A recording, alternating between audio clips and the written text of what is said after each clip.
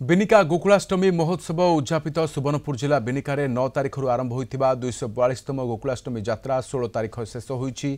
कलाकार मान द्वारा परिवेशित सांस्कृतिक कार्यक्रम रंग सभा उपस्थित दर्शकों को बांधि रखिता।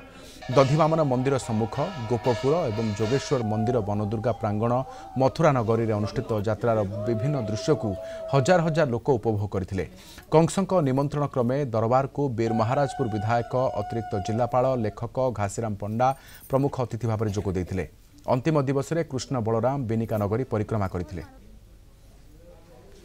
कंसारी पड़ारे 242तम गोकुला महोत्सव जेन उपलक्षे कंस दरबार चलीचे तो आपन जदि चिंता करबे 242 वर्ष गोटे बहुत दीर्घ समय एति समय धरिक आमर गोटे कला संस्कृति परंपरा आमर लोकगीत नाच गीत के जेन बजाय रखीचन आ भगवान तारे जेन विश्वास रखिक एते दिन पर्यंत आज चलीचे से मुझे सर्वप्रथम विभिन्न समय विभिन्न जेनेरेशन कमिटी सदस्य मान को बहुत बहुत धन्यवाद देमी।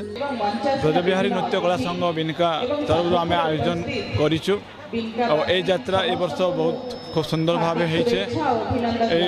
यात्रा रे आम कंस दरबार तथा ये मीना बजार एवं कृष्णंकर लीला बहुत सुंदर भाव समस्त दर्शक वृंद उपभोग करसन और समस्त सबु दर्शक वृंद यही यात्रा के एंजॉय करवा संगे शांति श्रृंखला बजाय रखीसन। तेणुक आम अनुष्ठान तरफ समस्त को मुझे बहुत बहुत धन्यवाद अर्पण करुचे।